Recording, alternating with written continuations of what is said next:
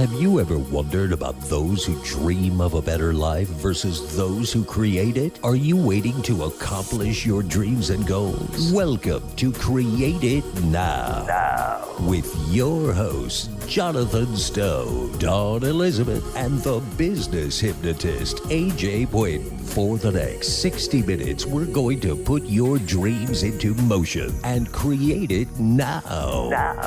The phone lines are open at 731-1230. That's 731-1230. Or toll free 1-866-820-5528. That's 1-866-820-KLAV. Now let's bring on the host and create it now. Here is Jonathan Stone, Dawn Elizabeth, and AJ Boyden.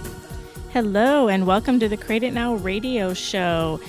Don't forget to connect with us on createitnowmedia.com. Today is a conversation that you definitely would want to be a part of.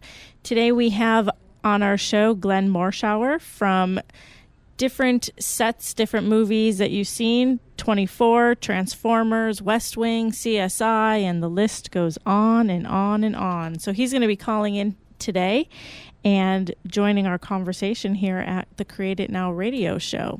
So before we pull Glenn into the conversation, how was everybody's weekend? Jonathan, what did you do this weekend? My weekend was amazing. Thank you very much. That was a great intro. And also, Glenn is a speaker as well. I just want to throw that in. Not that he's just a movie star and television star, but he is actually a really wonderful speaker. I had a great weekend. We went down to Gene Wood's racing experience, and we hung out with Roxy and all the guys from Raiding the Rock Vault. So they got to race, and you guys should really check it out. It's an amazing place, and we're going to be doing stuff with rocks in the future. Absolutely. And First Friday, we'll be down at First Friday this Friday, this actually Friday, hanging out. Absolutely, definitely. And so at that Gene Wood's racing experience, which is a awesome place to just go, have fun, hang out, race some cars. I'm bummed out that I missed it. I know. Yeah, it was a good time. I love the thrills. I love excitement and adventure. It would have been cool to race. Do you actually race against each other, or is it just like a time you Both. you try to race time? No, you race against each other. It's Okay, so you go at the racing. same time. But Yep. yeah, you kind of did a racing experience. You were in California today on the this weekend on the freeway. So that's kind of like the same Gene Woods kind of experience there. Yeah, but I don't think you get to bump cars as much. Is this the first time you've ever driven there? Where? To California? Yes, people bump cars. Oh, yes. Constantly. I saw several of those bump cars on the side of the road, yeah. So AJ, why were you in California? Yeah, so I went to California to assist a friend as he did his seminar. A great event. I love being in rooms full of entrepreneurs because these are people who, take the time to figure out what they need to do and take action in their life. So I just love being in a room full of action takers. And one of the cool bonuses was that last minute I decided to bring my wife and my kids along with me.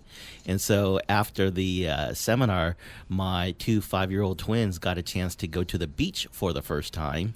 Wow. And, they were a little hesitant at the water at first, and then they got warmed up to it, and they got knocked down by those waves, and it's just a whole ton of fun. So cool seeing an experience like that through the eyes of a child seeing it for the first time.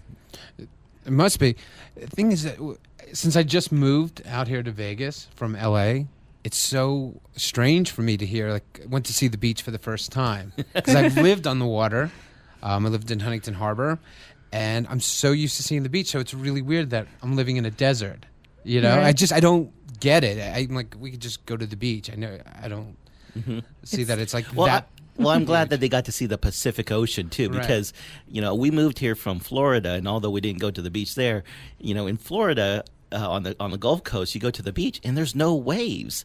I'm like, this isn't a beach. Is this a lake or what? There's no waves. And so to me, a beach means waves, and it was cool to see that. Nice. I love going out there. It's so beautiful. The weather's great, especially this time of year. Even here in Vegas, we had really great weather this whole weekend and into today. Able to be outside finally, Yay. And you got to surf this year. Yes. Which you love to do. Absolutely. This year is not over. There is more surfing to be done. That's for sure. So the kids got to see the beach experience for the first time. What's an experience you want to do for the first time?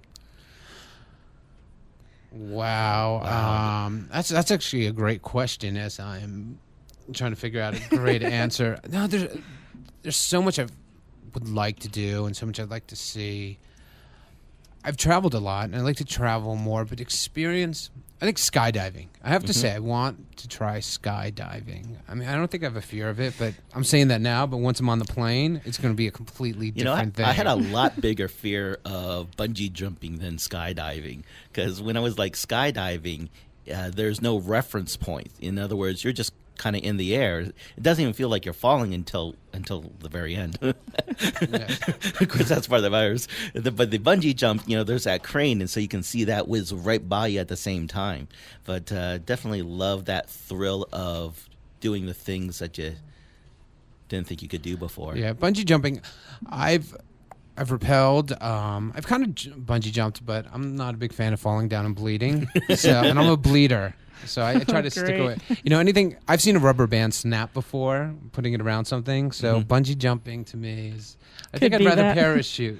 Well, that's why I did the jump off of the stratosphere, the sky jump, and I was okay with that against bungee jumping, because bungee jumping you have that bounce back. And the jump off the stratosphere, it's a jump and you land on the ground. So it's just one drop. You don't have to keep bouncing and going up and down like a yo-yo. Yeah. I'm good with that. And so I don't know if I'll ever jump off or out of anything else, but the stratosphere was a lot of fun. That one I can handle. How many stories is it? 108 stories, 44 miles an hour. Wow. Yes. So I know, all these things are kind of like thrill-seeking type of adventure type things. What's the reason you do it? Either for just the thrill, the fun? Yeah, well, I enjoy thrills. I like going really fast. Mm-hmm. I'll try anything once. Mm-hmm. I really will. I have no problem giving something a shot, and it's not even like a bucket list. It's just about trying it. To say I've done it. Like, I love roller coasters. I will skydive. I will definitely skydive. I've snowboarded.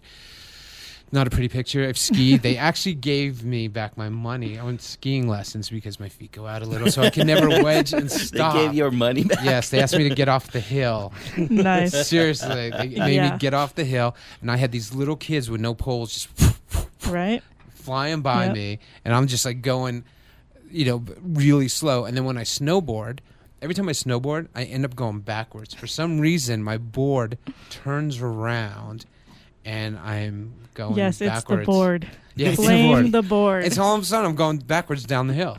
It's honest truth. Yeah. Yeah. Awesome. Yeah, I will not. I have skied and snowboarded, and I did not do very well.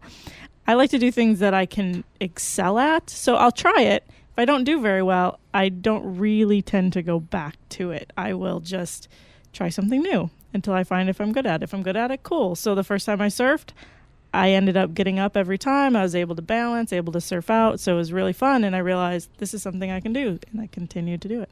So I think it's a good time and having fun. How about you, AJ? Well, the first reason why I do it is just I can't stand the idea of being afraid of something.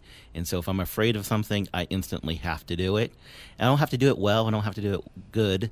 I just need to be able to say, I can take action on it. That's the first reason. Then there's a few things where it was about not getting to a mastery level, but at least a proficiency. When I first started in the martial arts, I took a very aggressive style.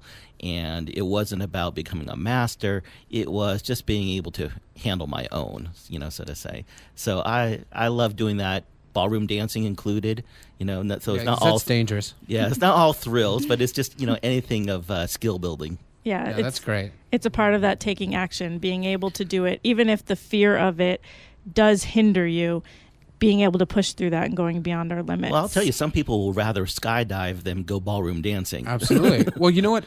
It's really interesting. I was talking about some people about public speaking, and skydiving. More people would rather skydive than public speaking because of the fear of letting others down when they would jump out of a plane and they could be killed, which is really, it's amazing. Yeah. But I've talked to thought leaders and speakers, and a lot of people would rather jump out of a plane. Well, on that note, people who want to jump out of a plane, stay with us and wait till after 4 o'clock to jump out of the plane. You are listening to the Create It Now radio show. We are going to take a quick break and then bring Glenn Morshower on. So connect with us on Facebook or Twitter or www.createitnowmedia.com, and we will be right back. Hi, everyone. This is New Media Vegas, your Sin City webmasters in Las Vegas, Nevada. More than just web design, complete integrated marketing with inspired innovations in delivery of your new media message, putting the groove and the backbeat back in your brand. The hottest in design trends with the latest innovations in marketing techniques. Call New Media Vegas at 702-517-0184. Or visit us online at www.newmediavegas.com. Don't forget to check out our online magazine, Sin City Presents, featuring business, technology, fashion, dining, and entertainment news. 702-517-0184. 702-517-0184.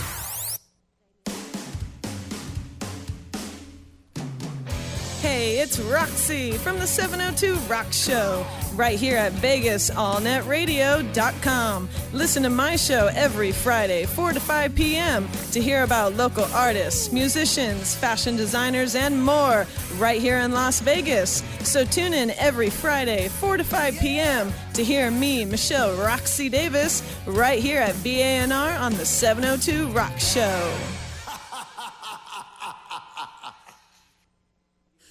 Welcome back to Create It Now.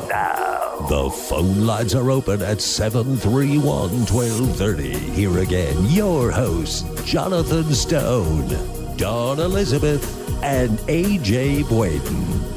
Hello and welcome back to the Create It Now radio show. We have a special guest on the phone today. Yay! And before he comes on, we have AJ who's going to give us an intro so you guys know who he is and where he's coming from. Well, I am absolutely honored to be able to talk about Glenn Morshower. I am just a huge fan. For those who may think you don't know him, you do, because he is everywhere. I think he's probably on not just one show every day, probably a couple of shows every day on television, because he's in every major movie. He's in so many different things. So for example, on television, he's on Dallas. He's been most notably known for his my favorite character, Aaron Pierce, on 24, Revolution. He's on all 3 Transformer movies. He was in Moneyball, X-Men. The list is I'm looking at his list, and there's over 186 A-list credits on there. And so it is just fantastic. Now, here's the cool thing. It's okay, cool. I love Glenn. And when Jonathan said he can be on our show, that's cool. And then I started looking up stuff, and you said he was a motivational speaker. And that's, that's the true to our heart, the things that makes a difference to us. And so as I looked up that kind of stuff, and as one of the CARE speakers, which is celebrities, authors, rock stars, and entrepreneurs, I got a chance to listen to some of his videos, and they are awesome. So, Glenn, are you there? I am here from Dallas, Texas. Fantastic. Welcome, Glenn. Great to hear from you. Thank you, Dawn, and hello, AJ. And I know Jonathan. Yes. Jonathan does deserve a hello just because I know him. Yeah, there you go. Thank you. I just wanted to greet the two of you since we've never met before. Well, thank you. And nice I would like to to mention, AJ, when you were reading those credits, that there was a Viva paper towel commercial that I didn't appear in the early 70s. Other than that, I've been in just about everything. No, the truth is, I'm very blessed. I've had a great career, and I'm a very fortunate man. So. And you're a very kind and wonderful gentleman too. Well, thank you much. Thank you much. And Jonathan tells me you are a excellent karaoke singer as well. Yes. Actually, I sing karaoke a minimum of 2 nights a week, in Los Angeles, I usually go and meet with my daughter, who's a magnificent singer, and we just get up and act like we have good sense. And what's really strange is when you see this hopelessly Caucasian, middle-aged, bald dude that actually is, has large amounts of rhythm. And so I've been known to get up and shake my groove thing publicly, and it's always a hoot. Now we have a really good time singing. And the motivational speaking, it's interesting that I've been making movies and television shows for 38 years, and as much as I enjoy it, and I do, it doesn't hold a candle to the level of fulfillment that I experience when I am playing a role in someone else's aha moment. If I am part of the facilitation of someone experiencing a breakthrough of any kind in their life that makes their life even 1 ounce better, whether it's physically better, emotionally better, spiritually better, financially better, any of those 4 key areas, I'm grateful. And I've been doing it for a very long time, but the program that I do, which is called The Extra Mile, started out many years ago, about 25 years ago, as a motivational program and a clarification program for actors to help them get out of their own way. And I always loved the audition process, and it occurred to me that the very essence of love is what created a favorable outcome. That when you go into things with, one, love and expectation, actually expecting a favorable outcome rather than hoping, wishing, or wanting. 3 very weak words, and they should be removed from everyone's playbook that really wants to practice the art of manifestation. I mean, it's nice, it's all well and good, but it's also akin to belief in the tooth fairy, to sit around hoping, wishing, and wanting. Right. In the same way, and I'll give you an example of this, when the program started out first, and it was really exclusively for actors, I would ask them, and I would be talking to a room full of actors that would be, say, 300 people in an auditorium, and I would ask them, how many of you are either from here or moved here to pursue your career as an actor? What percentage of hands do you think went up when I asked that question? Probably Maybe 100? 100%. That's correct. Yes. It's not a trick question. The answer is 100% because I am talking to actors. So they all raised their hand and identified themselves as people that were in Los Angeles to pursue their career. And I said to them at that time, and I didn't realize that I was in the midst of building a program that would go viral, and I would wind up speaking to people from all walks of life years later with this same consciousness and the same strategy, which is that I said, if you get nothing else from this program tonight, this will be worth you having spent the money to come here. And here it is. The reason that I have had a remarkable career as an actor, and I moved to Los Angeles from Dallas, so I'm back in my hometown right now. But I said the reason that I've had a remarkable career is because I didn't come here to pursue a career. I came here to have one. Beautifully said. And they are not the same thing. Now, to a novice, that could sound like wordplay, but it isn't wordplay. It's the truth. In other words, the mind had already been made up that pursuing equals not having. And one of the reasons people use the word pursue is because if they don't catch what they're chasing, they don't have to take responsibility for the chase. Right. Because after all, I was merely pursuing. And what I can't help but notice is when you, for example, when you leave your coat, at a checkpoint, and you come back to get it later that night, they call that a what check? Coat check. Coat check. Or a claim check. Claim check, right. Right? Mm-hmm. They don't call it a pursuit check. Right. In other words, Right. it's up to you to claim it, not to come back and pursue it. No one has ever returned with a ticket in hand and said, if it's okay, I'd like to pursue my coat at this time. Right. So it's only huge, and sadly, people don't recognize themselves to be strong enough internally to create outcomes just as they decide, and it's called pre-decision. They think that you have to just do your best and hope and wish and want. Well, as we used to say down here in Texas, you can hope and wish and want till the cows come home, but it's not going to make a lot of difference at the end of the day. So. Yeah. And Glenn, I have to say, you did claim it because I've known you for years now, and you've seen me go through good and bad, and I've always been there. But I was with you when you first started. You remember the first taping of The Extra Mile, and how far you have come with it, and how far you really claimed it. I mean, we were at a theater in Burbank when you first taped it, and you were working on it. And how right. Well, now what you were doing, Jonathan, you were seeing it when it experienced a gear shift, but it actually began 25 years ago when it was simply a program for actors, and then I shifted gears with it, and it went into the corporate world, and that's when you and I met.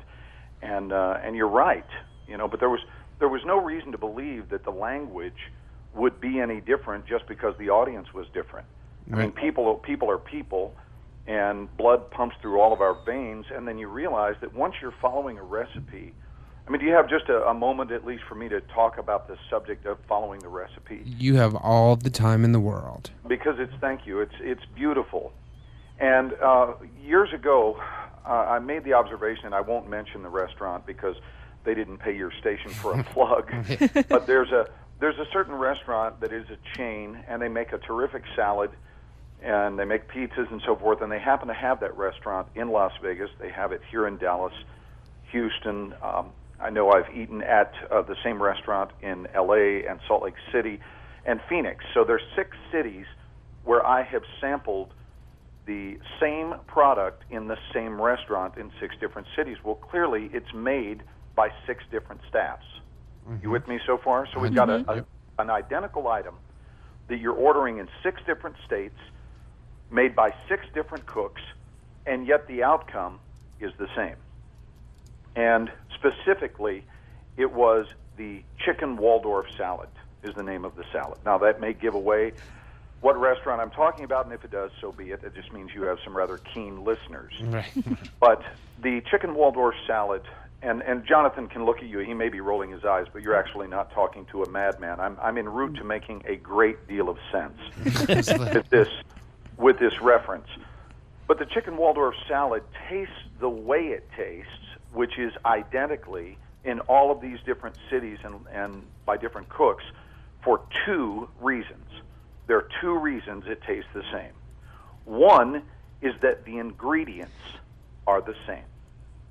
But that's not the only reason, and if you follow that reason and only that reason, you will not produce the same outcome.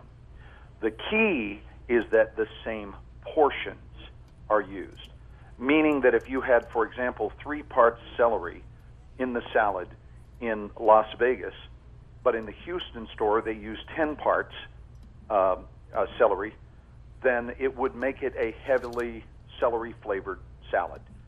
If you use 5 ounces of cranberries in Los Angeles, but 9 ounces in Las Vegas, it would have a heavy cranberry taste. You with me? Mm-hmm.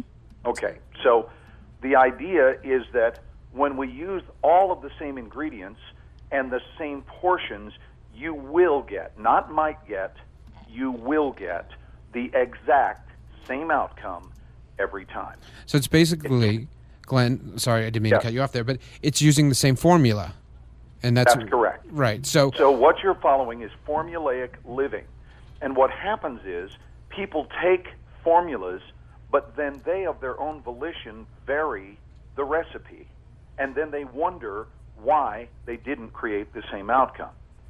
So actors have asked me for years, they're saying, so let me get this straight. Am I to understand that if I were to follow your recipe, then I would produce the same results that you have? And the answer is not only yes, the answer is emphatically yes. And they say, well, I've been doing everything you said. I said, no, actually you haven't, because I've known you for 3 years, and I'm now looking over your recipe, and what I can't help but notice is that you've included, for reasons beyond my own understanding, 8 ounces of doubt. Right. Mm-hmm. And I don't remember seeing doubt in the recipe that you were handed. So you've introduced an ingredient that wasn't present in the recipe. And it's so amazing that when you formulaic formulaically follow a recipe toward an intended outcome, and you follow it to the T, then you can only get that outcome. So what this turned into as a life lesson was that I would ask people to name the ingredients of a margarita. So let's play the name the ingredients of a margarita game. Will you guys just name some ingredients in a margarita for me? Tequila. Okay. AJ? Salt. Cool. Ice. Don? Ice. Ice. Sweet and sour. Sweet and sour. Keep going. I don't know. Grand Marnier. An umbrella. There's somebody that likes a top shelf margarita, Exactly. right? Maybe some triple sec. I'm Triple guessing sec. you're going to need a glass, Mm-hmm. right? Otherwise, Right. you're going to drink it out of your hands. You're probably going to need a blender. You're absolutely going to need a bartender or someone who is assembling the ingredients. They will not assemble themselves. So otherwise, they just sit there individualized on the counter. So let me wrap this point up, and then I'll shush about the idea of a margarita. But it happens to be a huge breakthrough, and I've been getting more emails concerning this one teaching over the last 6 months than any other in the history of the evolutionary path of the extra mile. And so here's what we usually come up with, somewhere in the neighborhood of 10 to 12 ingredients. And for those people who throw in Grand Marnier and triple sec, it always goes up to about 12. And then I ask, is there anything else? Anything else? And when no one else is raising their hand, I turn around and in big, bold letters, I write M-I-L-K. And the audience looks at it and goes, milk. Right. And it's audible. They go, milk. And they make a weird face. And the face they're making is because of the envisioned collision between milk and sweet and sour and tequila. That does not produce a pretty image. Whereas if I said vanilla ice cream and hot fudge, you would smile. Mm-hmm. So the question becomes, does this belong in the margarita mix? And the answer is no, it doesn't. And then I ask the audience why. And the answer is because it would screw it up. It messes it up. I hear all different things shouted out like, well, it makes it taste like garbage, or it would curdle. So can we agree that we don't put milk there because it doesn't belong there? And Yes. everyone starts Yeah. to get it. They start Yeah. to get it. And I say, so then the question becomes, look at your own life and look at areas within your life. In those 4 key areas, for example, emotional, spiritual, financial, and physical. So in those areas, what is the question? What is the milk in your margarita? Right. Now there's a good visual. Yeah. And Glenn, okay, to add to that, just a quick question. But a lot of people say, okay, the milk is next to the margarita. I need to put it in. And you're like, no, you don't. But because it's close to it, that, that going back thing. So it's like, if the milk is there, I have to put it in. Right. Well, the idea would be, why are you storing milk so close to your margarita? Exactly. You know? And Absolutely. so the idea is, if you're willing to make an exception to the rule and put things where they don't belong, but this really only works for people who are willing to be rigorously honest. In other words, in the matter of my marriage, and I've been married since, pretty much, Jonathan will tell you, since the beginning of time. I've been married for 35, in December it'll be 35 years. Right. And when you translate that into show business, we broke every rule in the book. We got married at 19 and 18. But there is this recipe that we have followed. So in the matter of my marriage, what would represent the milk in my margarita? If I'm putting some form of poison in my body, that's on the physical realm, what is the milk in my margarita? If I have an insane gambling habit that exceeds my income, then that would be the milk in the margarita. And strangely enough, when people can honestly identify, here is the ingredient in this area of my life that I have always made room for, but now that I really face facts, it has no business being there. It has never served me except to destroy what might otherwise have been a sweet-tasting drink. Right. Metaphorically speaking, my life might have actually been sweet if I didn't smoke 3 packs of cigarettes a day, which I don't, by the way. I'm a non-smoker, but what I'm saying is, if someone smokes, and no offense if either of you, the 3 of you, do, No. but it's time for a grown-up conversation that says, Why have I agreed to milk in my margarita? Why don't I ask my lungs how they feel about it instead of my brain? What do my lungs, what is the opinion of the lungs? Because I'll promise you, the lungs themselves would never say, hey, I need more of that because it's really making me feel vibrant. Right. On that note, Glenn, we have to run to a quick commercial break. Dawn's going to take us out, and please stay with us, Glenn. We will be right back. You're listening to the Create It Now radio show. Connect with us at www.createitnowmedia.com or find us on Facebook, and we will be right back.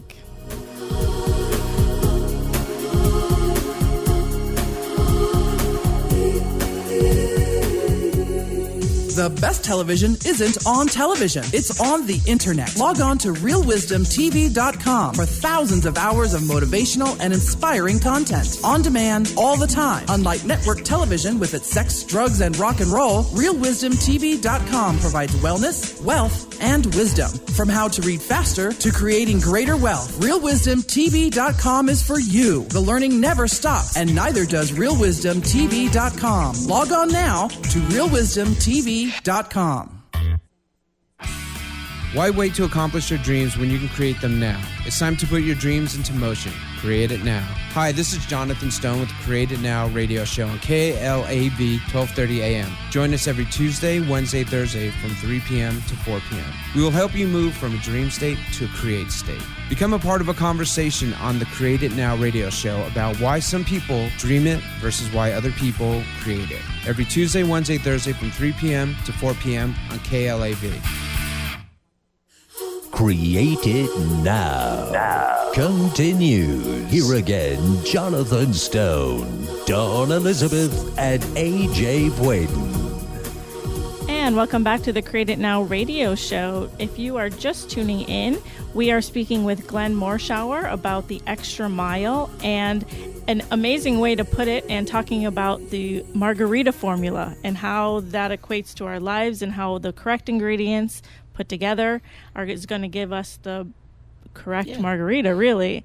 And with that, Glenn, as we're continuing our conversation about it, I did want to ask you a quick question about why do you think people feel they have to change those formulas? Even though they're already set out and they know that they work, yet they still choose to change the formula.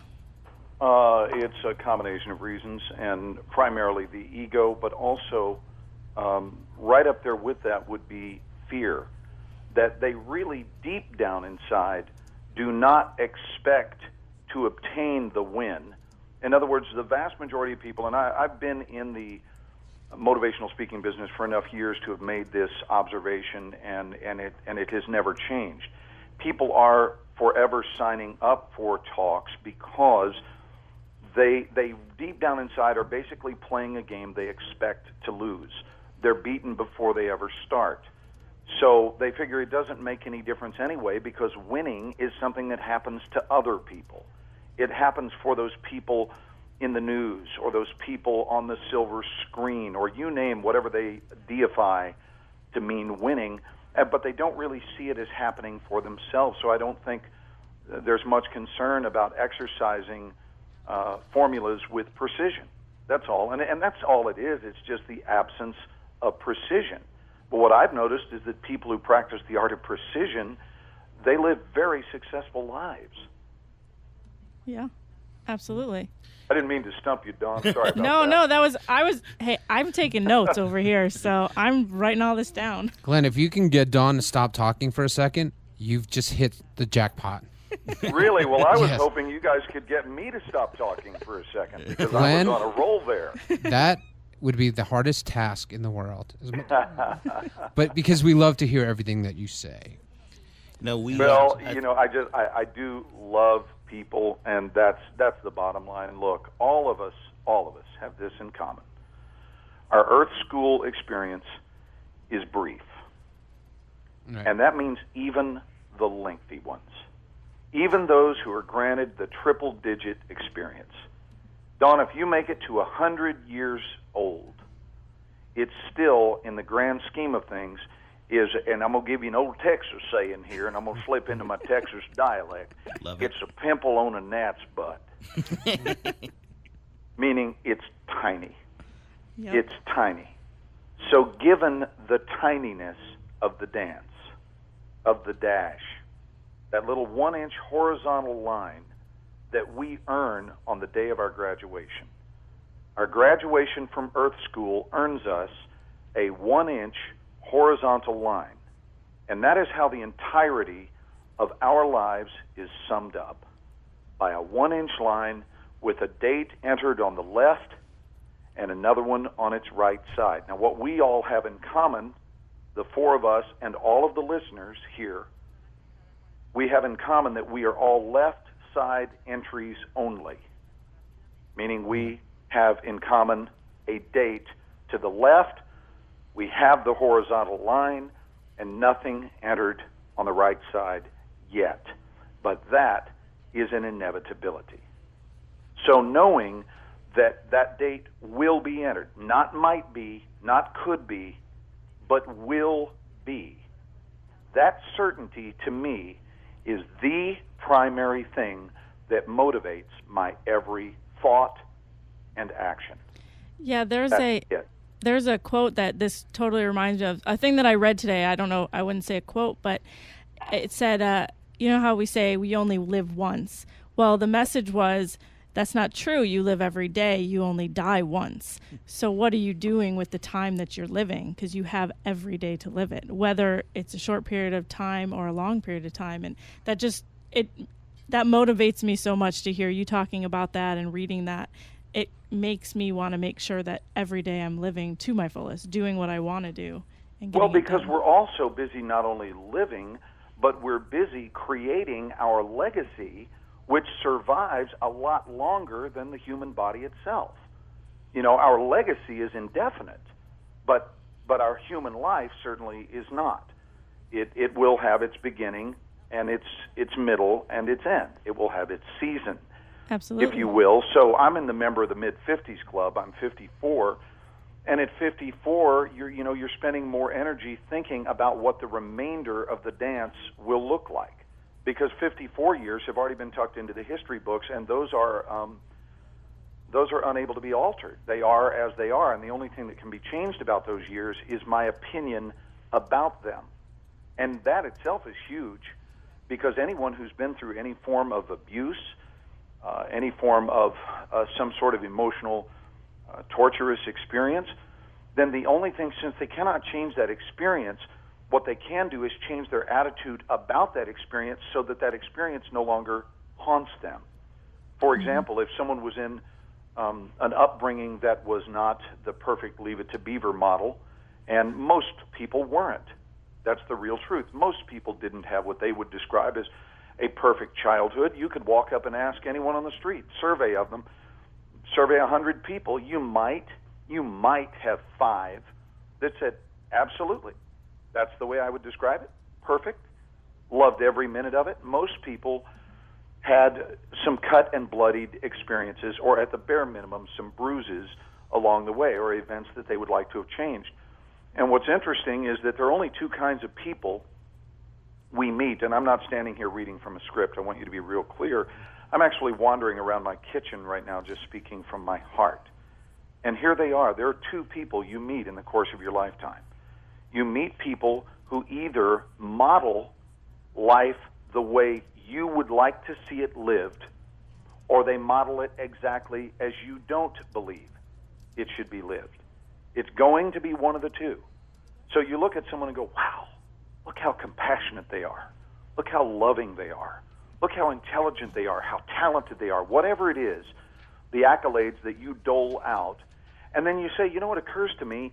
I would like to be as friendly as that person. Or I would like to be as thoughtful. Or look at that tip they left for that waitress. I really wish I were that generous. Why do I try to hold on to my money so tightly? So that's the one side.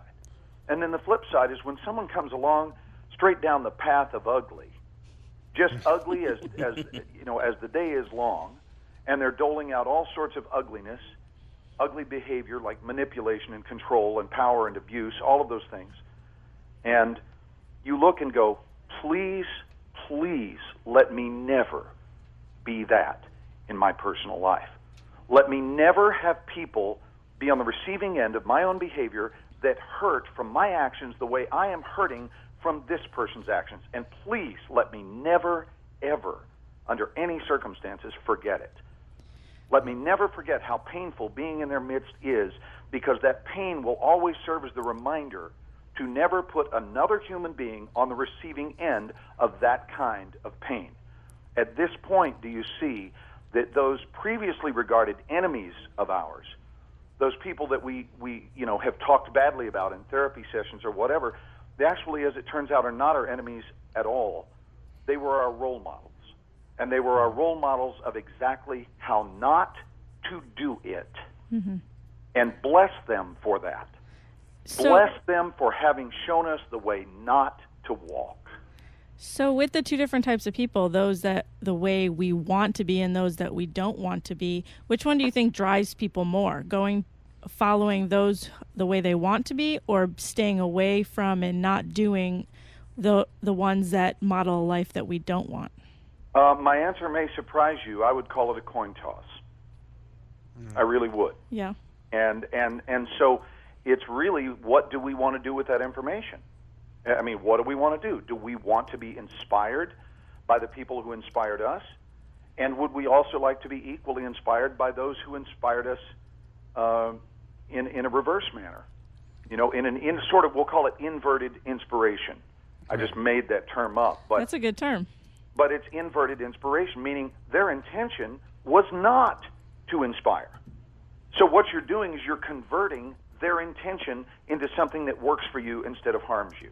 Because clearly their intent was to harm in many instances. Not all. Some of them, it's not a matter of intentionally trying to harm someone. It's nothing more than pure unfiltered selfishness. In other words, they're not thinking about you. So they're not trying to harm you. They just don't care. They're busy living, I call it swimming in Lake Me.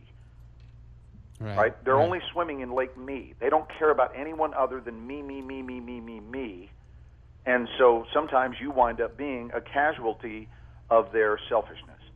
Right. But I just don't see any sense in spending thousands and thousands of dollars annually going to see therapists when you can actually take the short course and learn 5 words that are life-changing. And they are, that's old, I'm new, goodbye. Russell Friedman taught me those words at the Grief Recovery Institute 25 years ago. And they are life-changing. That's old, meaning you're looking at an old circumstance or an old pattern in your life, followed by the declaration of, I am new. I'm new, meaning this moment.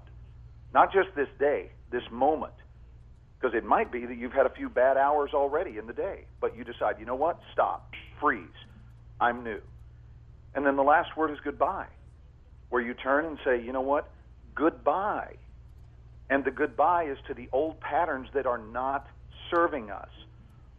They just don't serve us, and it's like dragging around a bag of rocks. Who would want to do that? It's such a privilege to run freely on the Kentucky Derby track of life. We want to run freely and fast. We want to gallop. Who wants to run around the track dragging a bag of rocks? And when we regurgitate the pain of our childhood to every single person we meet, we can't wait to pick up the phone and complain about the next person that wounded us. It's not the way to go. It is a chronic time waster, and it's actually a much quicker fix than people would think. You don't have to go to therapy for 20 years to heal that stuff.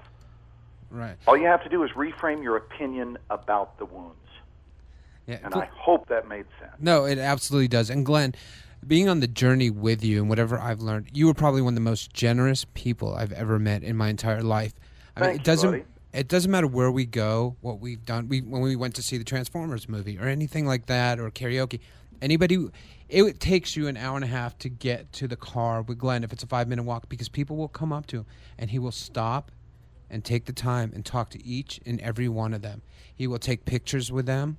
So if you're in a hurry, you can't take Glenn. and no, I mean in the true. kindest ways. No, it's true, Jonathan. If you're in a hurry, you really should not have me in your life as a friend. Exactly. You're on Glenn time. That's why I like to do things privately.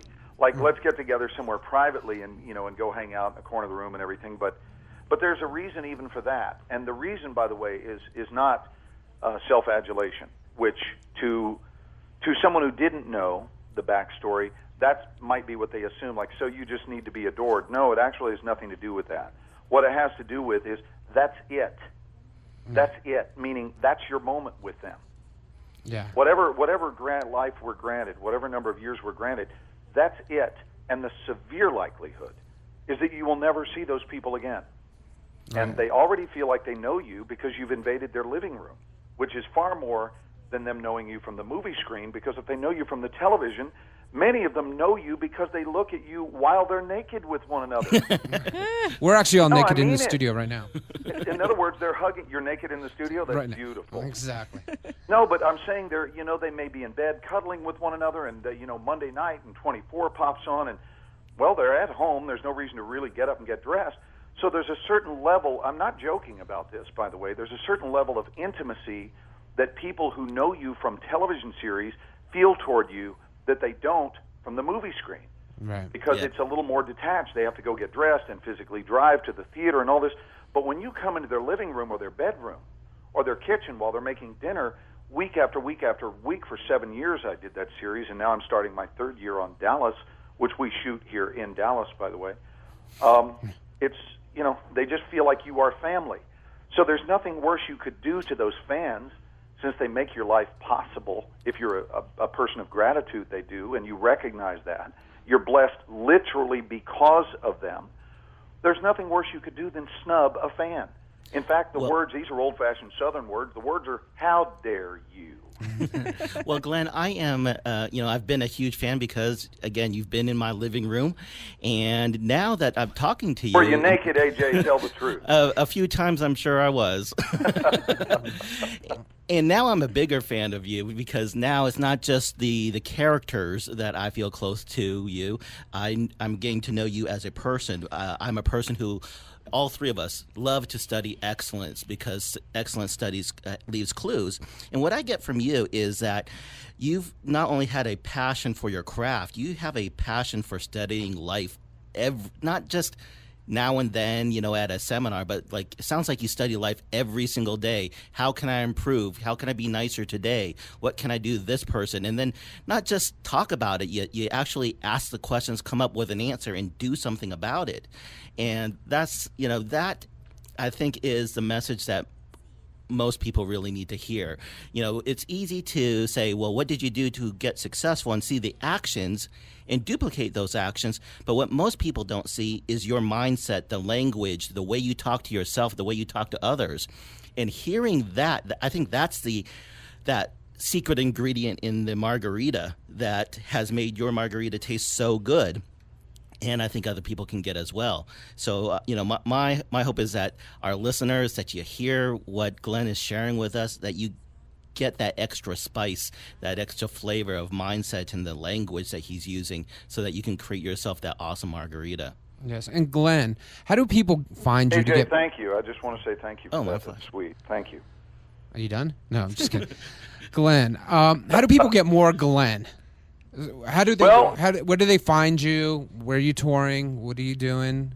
Well, I tell you, if you're in Atlanta, GA, because that's next up on the tour October 12th, for right? the Extra Mile, I am coming to Atlanta on October 11th and 12th. Now, the 11th one is a closed presentation. It's a big corporate presentation where they are flying me down there to inspire a room of probably 600 or 700 people. But the following night on the 12th, which is a Saturday, I am speaking at the Atlanta Actors program, and it's on my Facebook page, and anyone is welcome to go there and get the address for it. But I also have two websites, which are Glenn with two N's, Morshower, MORSHOWER.com, or my favorite, which is Glenn with two N's, Smile.com. GlennSmile.com, which is devoted to the Extra Mile and the travels we're doing with it, and so that's how they find out where they can see the next version of the Extra Mile.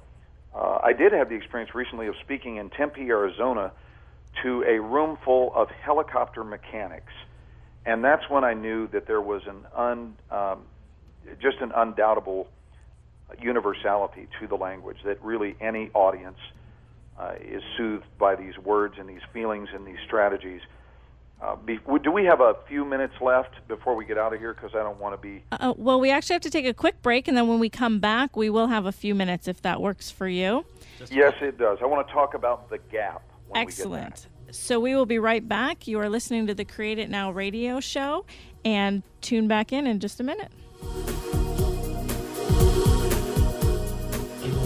Hi, everyone. This is New Media Vegas, your Sin City webmasters in Las Vegas, Nevada. More than just web design, complete integrated marketing with inspired innovations in delivery of your new media message, putting the groove and the backbeat back in your brand. The hottest in design trends with the latest innovations in marketing techniques. Call New Media Vegas at 702-517-0184. Or visit us online at www.newmediavegas.com. Don't forget to check out our online magazine, Sin City Presents, featuring business, technology, fashion, dining, and entertainment news. 702-517-0184. 702-517-0184.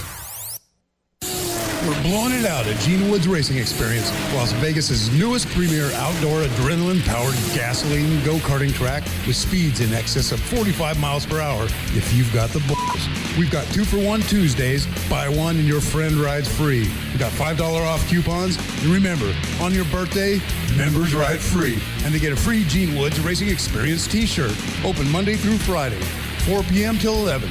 Saturday and Sunday, noon till 11. And we're located at 121 East Sunset Road in Las Vegas Boulevard at the Sports Center across from McCarran Airport. Come blow the doors off your competition at Gene Woods Racing Experience. Once you race here, you won't go anywhere else. Be there. Be there. Be there. And welcome back to the Create It Now radio show. If you're just tuning in, we're talking with Glenn Morshower, who is going to tell us about The Gap. Not the story. Before I do, Don, I just wanted to let you know I went and looked on my Facebook page, and I wanted to give the proper name of where I will be in Atlanta on the 12th of October. It's called Atlanta Workshop Players, and it's on Holcomb Bridge Road in Alpharetta, Georgia, which is a suburb of Atlanta. So regarding the Gap, I really feel like I'm onto something in this, which is simply, and I know we're tight for time, so I'll give you the truncated version of it. But I really believe that I'm staring in the face the formula for happiness, and I do mean the formula. I think that there are several methodologies that help create that outcome of true joy. I'm talking about pure joy. But this seems to be the primary one, and that is to align the two selves where there is no more gap. And the gap is between two worlds, and those worlds are what I call the presentational self, and then on the other side of the equation is the actual self. And sadly, most people have two very distinctive selves, and the problem is that they're not even next door to one another. Emotionally speaking, they're quite a ways apart. So that you've got, for example, your work self, where you put on your happy face, and you pretend to love your job, or you pretend to love your boss, or whatever. Or you're an agreeer, where you agree with everyone, but the truth is you're agreeing against the better advice of your own soul.